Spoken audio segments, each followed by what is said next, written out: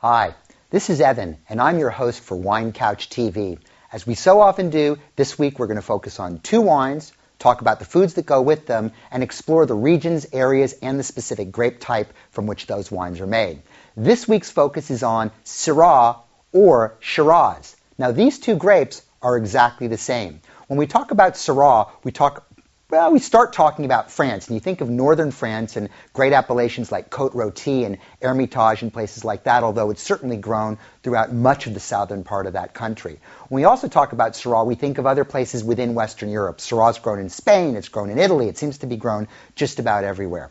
Now, Shiraz is the sort of terminology that we associate more with Australia and with styles of wine produced in the New World that emulate this more richer, riper, rounder, jammier style that we associate with warmer climates. You see Shiraz produced in California, you see Shiraz produced in South Africa, and you see wines that go either by Syrah or Shiraz produced in places as far as Washington State and, yes, even Argentina and Chile. It's a wonderful grape, and probably is one of my desert island grapes. People often ask me a lot, Evan, if you only had one grape, one wine, one bottle, desert island, Syrah or Shiraz might oftentimes fit the bill. Let's go ahead and taste two different ones today, representing just two of many, many styles that are out there, but two that are very distinctively different.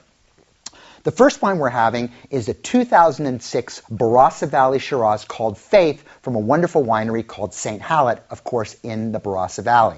Now, the Barossa Valley within Australia and South Australia specifically is considered to be one of the spiritual quintessential homes of this particular grape. Let's go ahead and see what it's like in this wine.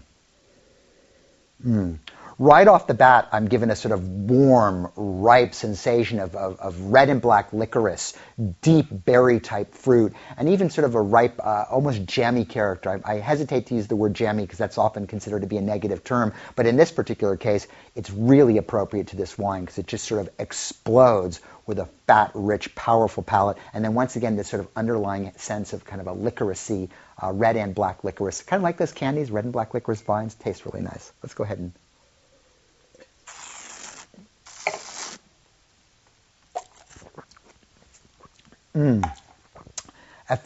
If you could use the term onomatopoetic in your mouth, that would be this wine. This wine pretty much tastes exactly like it smells. That's to say it sort of explodes with this sort of really dense, ripe fruit. There's this wonderful kern of licorice to it, and a very smooth, rich, velvety palate. It has a very persistent finish, and it has just enough tannin in there, which I'm getting in the back palate, to really give it some wonderful grip that's going to allow it to go with richer, more fuller, substantial styles of food. One take on a wine, everyday priced, really worth the ticket, definitely worth going out and buying. The second wine here is a Crozes Hermitage from the Cave du Tain, which is a cooperative in the appellation of Crozes Hermitage in northern France, specifically in the northern Rhone Valley. Now, Crozes Hermitage is one of the larger appellations that you'll find in the northern Rhone, and because of that, the wines tend to be more affordable. This wine is still in a premium price point, but definitely a lot less of a ticket item than, say, buying a Côte Rôtie or an Hermitage. The difference between Syrah in the Rhone Valley and, say, the Shiraz that we just tasted out of the Barossa Valley has a lot to do with austerity. This is a slightly cooler climate area. You get much more of a sort of very strong cracked black or cracked white pepperiness to the nose. It's a little bit gamey, has a little bit of a charcuterie or saucisson type character to it, all sort of framing this great core of a black plummy fruit and a slightly smoky character. A very, very different wine, but once again, very signature for this part of the world.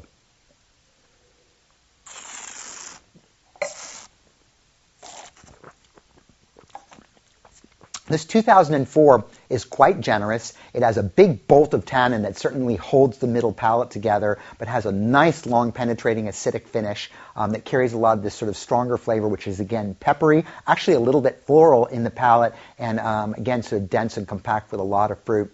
And again, a sort of nice spicy finish to follow through appropriately with that pepperiness on palate.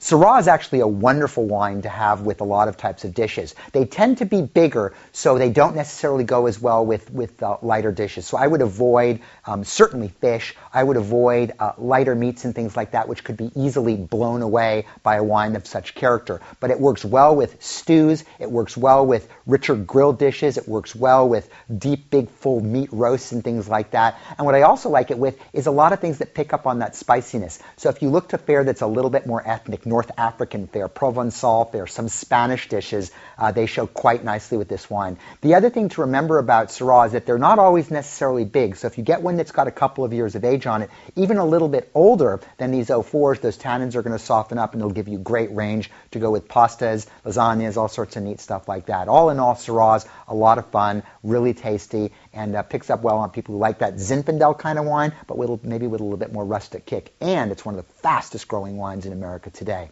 This week's wine word for the week is co-fermentation. Now, co-fermentation, as it sounds, is the process of fermenting grapes together. This is particularly significant in the case of Syrah because Syrah in the Rhone Valley and increasingly around the world can be fermented together with the aromatic perfumed white Viognier grape, usually in a ratio of about 85 to 15% or even 90-10. That little bit of Viognier fermented with the Syrah not only stabilizes the red color in the Syrah, but it actually helps to bring out and almost support the fruit that's there while adding a nice perfumed undertone. Anyway, that's all the time we have for this week. You go out there, enjoy a couple Syrahs, and I'll see you next week. Until then, take care.